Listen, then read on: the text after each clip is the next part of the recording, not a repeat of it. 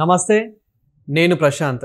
గంజాయి స్మగ్లర్స్ ఎవరైతే అక్రమంగా ఆస్తులు సంపాదించారో ఇప్పుడు వాళ్ళ పని అయిపోయిందనే చెప్పొచ్చు. సో దీని గురించి అయితే మాట్లాడేందుకు ప్రస్తుతం మనతో పాటు సీనియర్ జర్నలిస్టు దుర్గా వడ్లమణి గారు ఉన్నారు. నమస్తే అండి. నమస్తే మేడం. గంజాయి స్మగ్లర్స్ అని మనం చాలా వింటాము, కానీ అంటే రేర్గా వాళ్ళు బయటపడుతూ ఉంటారు. సో ఇప్పుడు అసలు ఎవరెవరు ఉన్నారు, దీని మీద ఎలాంటి కేసులు అంటే ఎలాంటి ఎంక్వైరీ చేయబోతుంది, సో వాళ్ళు అక్రమంగా సంపాదించిన ఆస్తులు ఎలాంటివి?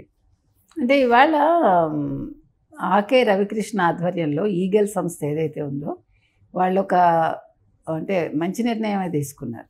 మనం మొదటి నుంచి ఇదే చెప్తున్నాం. ఇప్పుడు మీకు గుర్తుంటే కనుక అయితే ఈ ప్రభుత్వం వచ్చిన కొత్తలోనే మనం ఇప్పుడు జగన్మోహన్ రెడ్డి హయాంలో అనే కాదు, ఎమ్మెల్యేలు అయిన వాళ్ళు సడన్గా 5 ఏళ్లలో వాళ్ళు ఎలాగ రిచ్ అయిపోతున్నారు, అంత ఆర్థికంగా వాళ్ళు ఎలాగ అంత సంపాదించగలుగుతున్నారు, అంత ఉన్నత స్థితికి వెళ్ళగలుగుతున్నారు, దాని మీద దృష్టి పెట్టి వాళ్ళ ఆర్థిక మూలాల మీద దెబ్బతీయాలని చెప్పాం. అదేవిధంగా రౌడీ షీటర్స్ కావచ్చు, అదేవిధంగా ఎవరైతే ప్రభుత్వాలకి హెల్ప్ చేశారో గతంలో చేస్తున్నారో వాళ్ళు సడన్గా ఎలా రిచ్ అవుతున్నారు. ఇప్పుడు ఒక పెళ్ళికి వాళ్ళు అంత ఎలా ఖర్చు పెట్టగలుగుతున్నారు, ఒక ఎమ్మెల్యే స్థాయి మనిషి కావచ్చు, ఒక రాజకీయ నాయకుడు కావచ్చు, హౌ దే ఆర్ స్పెండింగ్, ఎక్కడి నుంచి వస్తుంది ఆ డబ్బు, ఎలా వచ్చింది, వీటి మీద దృష్టి పెట్టాలని చెప్పాం. అదేవిధంగా ఇప్పుడు ఈ స్మగ్లింగ్ ఎవరైతే గంజాయి స్మగ్లింగ్ చేసి కోట్ల రూపాయలు సంపాదిస్తున్నారు, వీళ్ళ ఆర్థిక మూలాల మీద ఇప్పుడు ఈ ఈగల్ అనేది దెబ్బతీస్తోంది. అంటే ఇప్పటికి 2 ఆర్థిక మూలాల మీద దెబ్బతీసింది.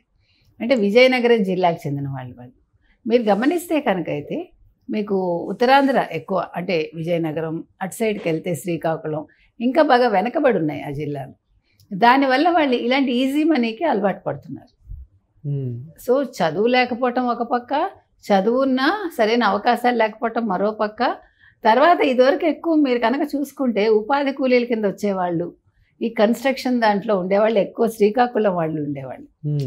ఈ మధ్యలో వీళ్ళు ఈ గంజాయి ఈ స్మగ్లింగ్కి అలవాటు పడి మీరు గమనిస్తే వాళ్ళు రావడం తగ్గిపోయింది. బీహారీస్ ఆ స్థానాన్ని భర్తీ చేశారు. మీకు హైదరాబాద్లో మీరు గమనించండి, ఇప్పుడు మీకు ఇక్కడ ఇళ్ళు కట్టేవాళ్ళు వాళ్ళు ఎక్కువ బీహారీసే. సో అంటే మీరు ఒక చెడుకు అలవాటు పడటం వల్ల మీలో ఉండే నైపుణ్యాన్ని కోల్పోతున్నారు రేదర్. సో అందుకని ఇప్పుడు ఈ ఆర్థిక మూలాల మీద దెబ్బతీశారు. సో ముందుగా ఎవరికి తీశారంటే ఇప్పుడు కనీసం ఒక 100 మందిని గుర్తించి వాళ్ళ ఆర్థిక మూలాల మీద దెబ్బతీయాలని వీళ్ళు నిర్ణయించుకున్నారు. ఇప్పటికి 2 తీశారనమాట. విజయనగరం జిల్లా ఎస్కోటకు చెందిన శెట్టి ఉమామహేశ్వరరావు ఒకళ్ళు, తర్వాత అనకాపల్లి జిల్లా రోలుగుంట మండలం రత్నంపేట వాసి పడాల నాగేశ్వరరావు, వీళ్ళకి సంబంధించిన కోట్ల విలువైన ఆస్తులనేమో వీళ్ళు జప్తు చేశారు. చరాస్తి స్థిరాస్తి రెండు కూడా. మరో 10 మందికి సంబంధించి వీళ్ళు అప్పుడే ప్రతిపాదనలు పంపించారనమాట. సో త్వరలో వీటి మీద కూడా ఉత్తర్వులు వెలువడతాయి. అయితే ఈ గంజాయి అక్రమ రవాణా, ఈ స్మగ్లింగు, ఈ కార్యకలాపాల ద్వారా వీళ్ళందరూ కోట్లు ఎలా కూడబెట్టారు, ఎంత కూడబెట్టారు, ఎవరెవరి పేరున పెట్టారు, కుటుంబ సభ్యుల పేరున పెట్టారా, చుట్టాల పక్కాల స్నేహితుల, తర్వాత ఆ పెట్టిన వాళ్ళు ఎప్పటి నుంచి వాళ్ళ ఆర్థిక లావాదేవీలు పెరిగాయి, వాళ్ళు ఎప్పుడు అవి క్రయ విక్రయాలు చేశారు, ఆస్తులు కావచ్చు భూములు కావచ్చు, వాళ్ళ బ్యాంక్ లావాదేవీలు ఏంటి, వీటి మీద దృష్టి పెట్టారు. సో దీనివల్ల మీకు అర్థమైంది కదా మొత్తం. అంటే ఇప్పుడు మనం చెప్పిందే ఈ 5 ఏళ్ల పీరియడ్లో ఇంత డబ్బు కూడబెట్టారా, 3 ఏళ్ల పీరియడ్లో కూడబెట్టారా, లేకపోతే ఈ ప్రభుత్వం రాకముందే వాళ్ళ దగ్గర అంత ఆస్తులు ఉన్నాయా లేదా, వీటి మీద దృష్టి పెట్టింది. ఇందులో పోలీసుల ఇన్వాల్వ్మెంట్ కూడా ఏమైనా ఉందంటారా? ఉండొచ్చండి. ఇప్పుడు మనం చూస్తున్నాం కదా, ఇప్పుడు నిన్న మనకి దస్తగిరి భార్యను బెదిరించడంలోనే ఫర్ ఎగ్జాంపుల్ అతను కంప్లైంట్ తీసుకోలేదు కదా, మల్లేల గ్రామానికి చెందిన అతను పోలీసే తీసుకోలేదు. ఎందుకమ్మా ఇవన్నీ అంటే వాళ్ళకి ఇన్స్ట్రక్షన్స్ వెళ్ళిపోయి ఉంటాయి. ఆ ఇన్స్ట్రక్షన్స్ వెళ్ళిపోవటం వల్ల వాళ్ళు మర్యాదగా తప్పుకుంటారనమాట, లేకపోతే వాడికి అక్కడ బెదిరింపు వచ్చి ఉండొచ్చు. అంటే గత ప్రభుత్వం ఇప్పుడు ఎవరైతే ఉన్నారో సో వాళ్ళ ఆటలు ఇంకా కొనసాగుతున్నాయి అంటారా? ఖచ్చితంగా కొనసాగుతున్నాయండి. అంటే 100% కాకపోవచ్చు, కనీసం 40-50% జరుగుతున్నాయేమో. ఇప్పుడు పోలీస్ శాఖలో ఎట్లా అయితే ఉన్నారో, అబ్కారీ శాఖలో ఎలాగైతే ఉన్నారో మనం చెప్పుకున్నట్టు ఇంకా సజ్జలకి హవా నడుస్తుందని మనం విన్నాం కదా. ప్రతిరోజు క్రయ విక్రయాలు ఏంటి మద్యంలో, ఏ బ్రాండ్స్ అమ్ముతున్నారు, ఎంత జరిగాయి ఇవాళ, లావాదేవీలు ఇవన్నీ కూడా సాయంకాలానికి తాడేపల్లికి వెళ్తున్నాయి. ఎందుకంటే అతని విశిష్ట అనే కంపెనీ సజ్జల రామకృష్ణారెడ్డిది ఇంకా నడుస్తుంది.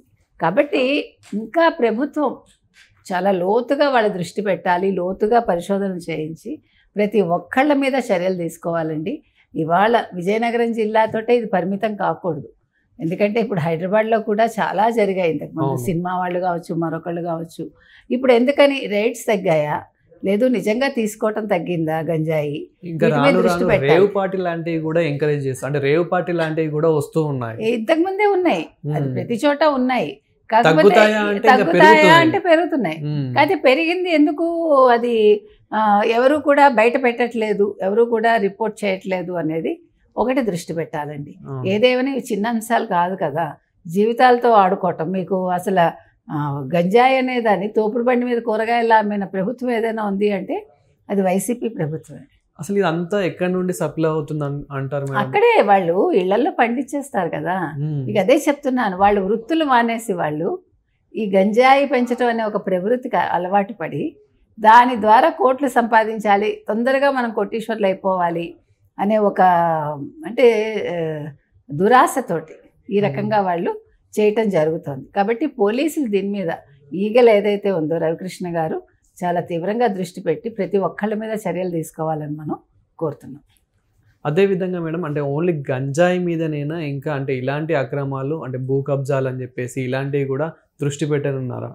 అదే ఇప్పుడు మొత్తం ఇప్పుడు ఈ గంజాయి ద్వారా ఏదైతే వీళ్ళు సంపాదించి భూములు కొన్నారా, ఇళ్ళు కొన్నారా, స్థలాలు కొన్నారా, ఏం కొన్నారు, ఇవన్నింటి మీద దృష్టి పెట్టి వాళ్ళు ఏం చేస్తున్నారంటే అసలు ఎప్పటి నుంచి జరిగాయి క్రయ విక్రయాలు, ఎప్పుడు వీళ్ళు భూమి కొన్నారు, ఏ ఇయర్లో కొన్నారు, ఎంత పెట్టి కొన్నారు, ఇంత డబ్బు ఎక్కడిది, అంతకుముందు వాళ్ళ ఆర్థిక స్థితిగతులు ఏంటి, ఇవన్నీ కూడా వీళ్ళు ఈగల్ అనేవాళ్ళు ఆ సంస్థ వాళ్ళు దృష్టి పెట్టారు. తర్వాత వీళ్ళు సిఐలకి ఎస్ఐలకి వీళ్ళందరికీ కూడా ట్రైనింగ్ ఇచ్చి అంటే ఈ అంశాల్లో వాళ్ళు ఎలా వీళ్ళని పట్టుకోవాలి అనే దాని మీద శిక్షణ ఇవ్వడం కూడా జరుగుతుంది. ఒకసారి సిబిఐ ఎంక్వైరీ స్టార్ట్ అయిందంటే వీళ్ళ అన్యాయాల అక్రమాలు అన్నీ బయటపడాల్సిందే. ఏదైనా ఇప్పుడు వాళ్ళకి ఒక ప్రత్యేక సంస్థ ఉంది కాబట్టి వాళ్ళే దృష్టి పెడుతున్నారు. ఏదేమైనా ఈ 100 మందిని కాకుండా ఇప్పుడు 100 మందితో ఆపేయకుండా ఇంకా ఎవరెవరున్నా కూడా చిన్న పెద్ద అనేది లేకుండా ఈవెన్ పొలిటీషియన్స్ ఇందులో ఇన్వాల్వ్ అయ్యి ఉన్నా కూడా ఈ సంస్థ చర్యలు తీసుకోవాలని మనం కోరుతున్నాం. Thank you madam.